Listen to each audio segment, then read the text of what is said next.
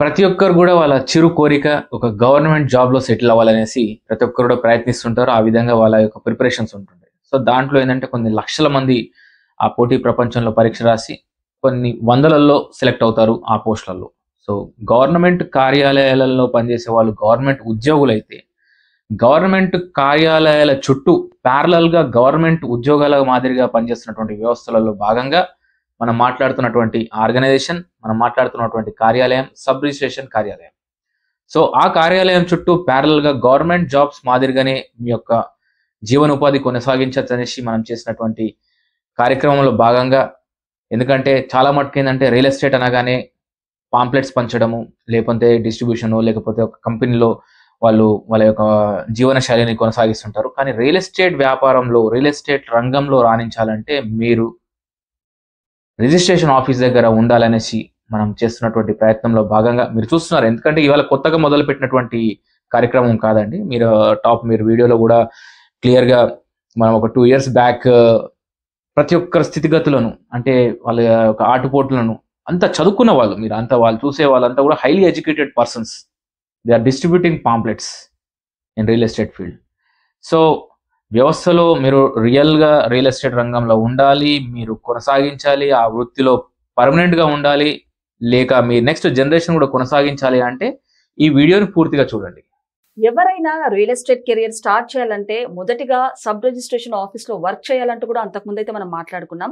అలాంటిది sub registration ఆఫీస్లో 9 members first ఉండాలి అంటూ కూడా అనుకున్నాము. సో మరి 9 members తీసుకోవడానికి కారణాలు ఏంటి? మరి దీని గురించి డిస్కస్ చేయడానికి మనతో పాటు local product development organisation founder and chairman Bharat Sangam గారు ఇప్పుడు మనతో ఉన్నారు.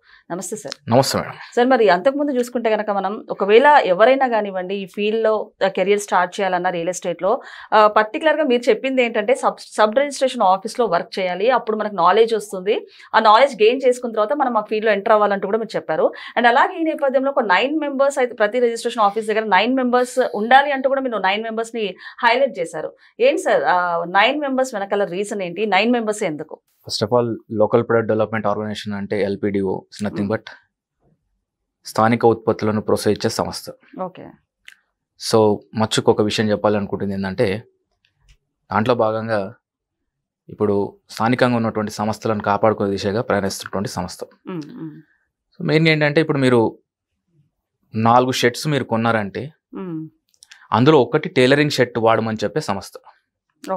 సో దట్ ఏంటంటే చిన్న పరిశ్రమలను, చేతి వృత్తులను, పెద్ద దేశానికి కావాల్సింది చిన్న పరిశ్రమలు, చేతి వృత్తులను కాపాడుకుంటే ఆర్థికంగా ఆ దేశం బలంగా ఉంటుందనేసి గాంధీజీ గారు మన స్వతంత్ర పనులు పోరాడినటువంటి స్వతంత్ర ఉద్యమంలో చెప్పినటువంటి మాట.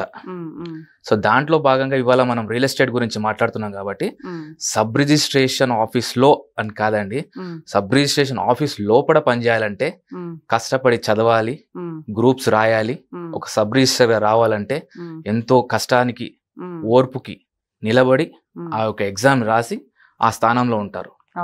కానీ సబ్ రిజిస్ట్రేషన్ ఆఫీస్ చుట్టూ కొన్ని వందల సంఖ్యలో జీవనోపాధి కొనసాగిస్తుంటారు. కాబట్టి ఇక్కడ రావాలంటేనేమో మీరు ఎగ్జామ్స్ రాసి రావాలి, నెక్స్ట్ జనరేషన్ రావాలంటే వాళ్ళు కష్టపడాలి. కానీ అక్కడ చుట్టూ వ్యవస్థలో ఏంటంటే తరతరాలుగా అంటే ఒకరి తర్వాత వస్తున్నారు. సో ఆ వ్యవస్థ గురించి ఆ సబ్ రిజిస్టర్ కంటే ఎక్కువ కూడా వీళ్ళకు పట్టు సాధించారు. అలా ప్రతి సబ్ రిజిస్ట్రేషన్ ఆఫీస్కి సంబంధించి దాదాపు ఒక 30 నుంచి 40 విలేజెస్ అటాచ్ అయి ఉంటాయి. డిపార్ట్మెంట్ ఇంకెక్కువ ఉంటాయి కానీ తక్కువ ఉంటాయి. అలా 4 ఊర్లకు ఒకరు చొప్పున రావాలి, ఈ సంస్థలో మీరు నేర్చుకోవాలి అనేసి నేను సబ్ రిజిస్ట్రేషన్ ఆఫీస్ చుట్టూ డాక్యుమెంట్ రైటర్ గానో, స్టాంప్ వెండర్ గానో ఇలా మీరు జీవనోపాధి కొనసాగిస్తుంటే మీరు పర్మనెంట్ గా ఫీల్డ్ లో సెట్ అవుతారనే విషయం చెప్పాను. సో మీరు అడిగిన ప్రశ్న ఇంకోటి ఏంటంటే 9 members అనే విషయాన్ని మీరు 9 members అనే విషయానికి ఎందుకంటే 2017-18 నుంచి స్టార్ట్ చేశానండి. ఎందుకంటే మనం ఏది మాట్లాడినా కానీ కూడా నలుగురితో మాట్లాడుతున్నది వేరు ఉంటుంది, మీడియా ముందు అది స్క్రీన్ ముందు మాట్లాడేది వేరే ఉంటుంది. అన్ని విషయాలలో పర్ఫెక్ట్గా ఉంటేనే మాట్లాడాలనే ఉద్దేశానికి నేను చెప్పాను. సో ఒక డిఫరెంట్ అంటే సబ్ రిజిస్ట్రేషన్ ఆఫీస్ వెళ్ళేసి ఎలా ఉంటుంది వ్యవస్థ అనే దానిపైన మనం ఒక R&D చేసిన తర్వాత ఏంటంటే అక్కడ సబ్ రిజిస్ట్రేషన్ ఆఫీస్ ముందు ఒక వ్యక్తి పాంప్లెట్స్ పంచుతున్నాడండి. ఒక రియల్ ఎస్టేట్ సంస్థకు సంబంధించినటువంటి పాంప్లెట్స్ పంచుతున్నారు. సో అక్కడ ఒక డాక్యుమెంట్ రైటర్ దగ్గరకు వచ్చేసేసి ఆ పాంప్లెట్స్ కొనిపెట్టి ఇక్కడ మీ దగ్గరకు వస్తారు కదా ఇవ్వమని చెప్పారు.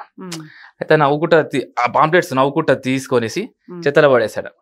ఆ విషయాన్ని గమనించుకున్న తర్వాత ఏంటంటే అక్కడ పాంప్లెట్స్ పంచుతున్నటువంటి వ్యక్తి is MBA completed, preparing for civils, part time గా చేస్తున్నాడు అనమాట. సో ఇక్కడ కూర్చున్నటువంటి వ్యక్తి ఆల్రెడీ వాళ్ళకి సంబంధించిన వ్యక్తుల ద్వారా వచ్చినటువంటి వ్యక్తి. So is having a good knowledge about ఆ డిపార్ట్మెంట్ సంబంధించినటువంటి వ్యవస్థ గురించి మాట్లాడగలరు. సో అక్కడ కూర్చొనేసి మామూలుగా ఇదే విషయానికి సో ఒక చిన్న క్వశ్చన్ వేస్తారు అనమాట. ఒక ప్లాట్ పేపర్ బ్యాక్ సైడ్ మీకు ఉంటుంది కదా, డైమెన్షన్స్ ఉంటాయి. సో ఒక 200 స్క్వేర్ యార్డ్స్లో దీని SFT ఎంత వస్తుందని అడిగాను అనమాట. సింపుల్ క్యాలిక్యులేషన్, SFT ఎంత వస్తుందని.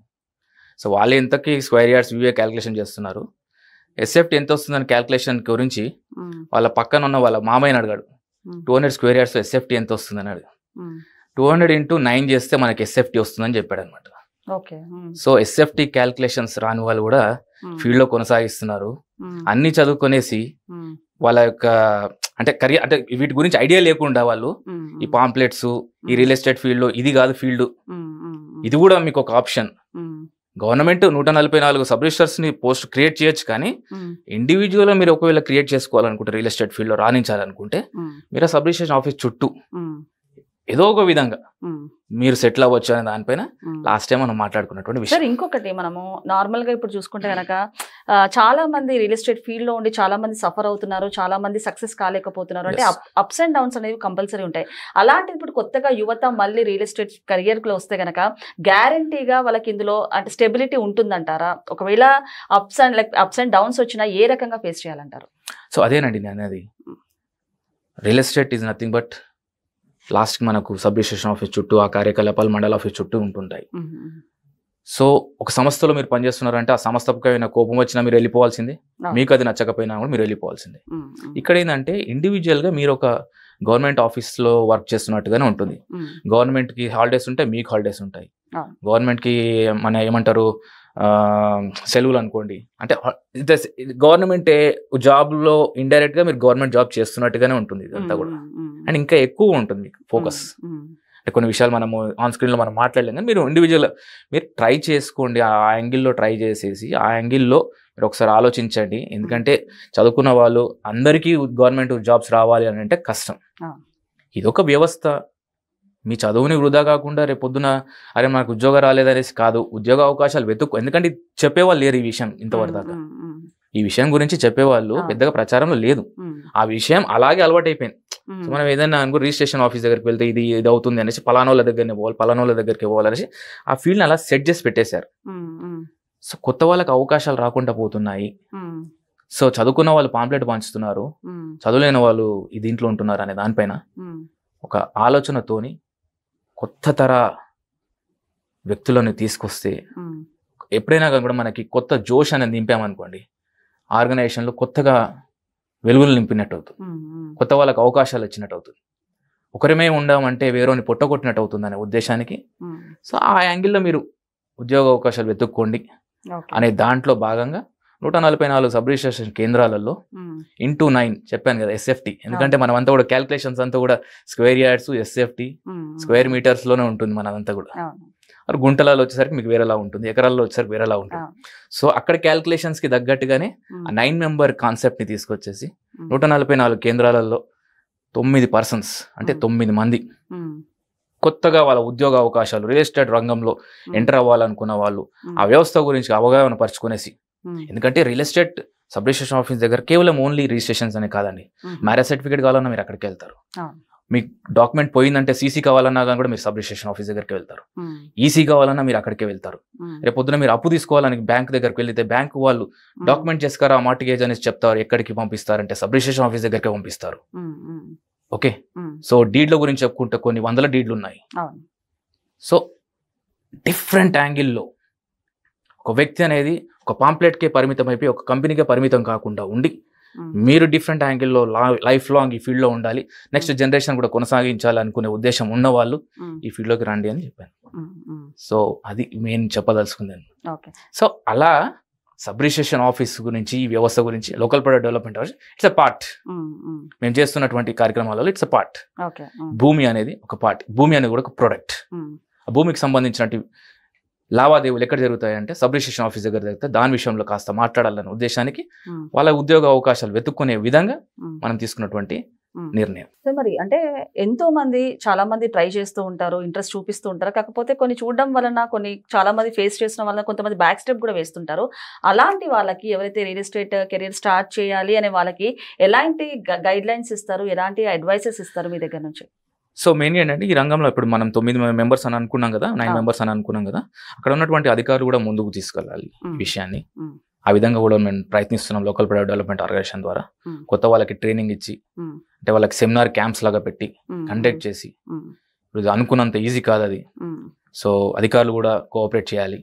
ఎందుకంటే వాళ్ళు ఆ అధికారం రావడానికి ఎంతో కష్టపడి, సో అవకాశాలు రాని వాళ్ళకి మీరు అవకాశం ఇచ్చిన వాళ్ళు అవుతారు. మీతో పాటే ఒకప్పుడు వాళ్ళంతా చదువుకున్న వాళ్ళు ఉంటారు. సో వాళ్ళకు కూడా మీరు అవకాశం ఇచ్చిన వాళ్ళు అవుతారు. వీళ్ళు కూడా మొహమాట పడకుండా అధికారి దగ్గరికి వెళ్ళేసి ఫలానా ఎగ్జామ్స్ కి ప్రిపేర్ అయ్యా, మేము రాలేదు, మాకు జాబు, మీ దగ్గర ఏమైనా అవకాశాలు ఉంటే చెప్పండి అనే దానిపైన ఉంటే వాళ్ళు కూడా ముందుకు రావాలని లోకల్ ప్రొడక్ట్ డెవలప్మెంట్ ఆర్గనైజేషన్ విజ్ఞప్తి చేస్తూ, అందరూ కలిస్తేనే ఈ యొక్క వ్యవస్థని ఏమంటారు, 3 పూలు 6 కాయలు అంటారు కదా, అలా అందరి ఇండ్లలో అన్నం పెట్టే విధంగా, అంటే అందరికీ ఉపాధి అవకాశాలు దొరికే విధంగా ప్రయత్నిస్తున్నటువంటి సంస్థ local product development organization. Thank you. చివరిగా చెప్పాలనుకుంటుంది ఏంటంటే, గవర్నమెంట్ జాబ్స్ అనేటివి కొందరికే అది అదృష్టం.